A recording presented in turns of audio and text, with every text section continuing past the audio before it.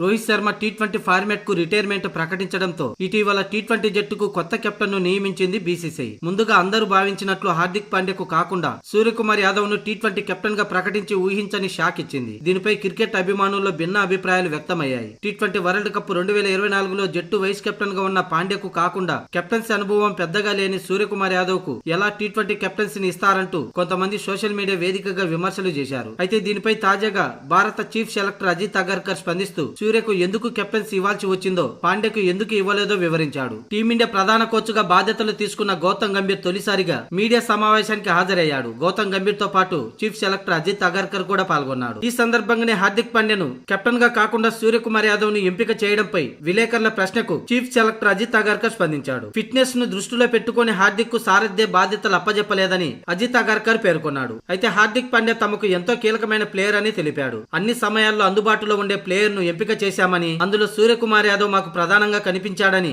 అగర్కర్ పేర్కొన్నాడు. టీ20లో సూర్యకుమార్ యాదవ్ అత్యుత్తమమైన బ్యాటర్ తో పాటు ఫిట్ గా ఉండి అన్ని మ్యాచ్లకు అందుబాటులో ఉంటాడని ఈ నిర్ణయం తీసుకున్నామని తెలిపాడు. అలాగే హార్దిక్ పాండ్యా ఉన్న పలంగా ఎక్కువగా అర్ధాంతరంగా సిరీస్ నుంచి వైదొలుగుతూ ఉంటాడు. అందుకే అతనికి టీ20 కెప్టెన్ గా ఎంపిక చేయలేకపోయామని అగర్కర్ పేర్కొన్నాడు.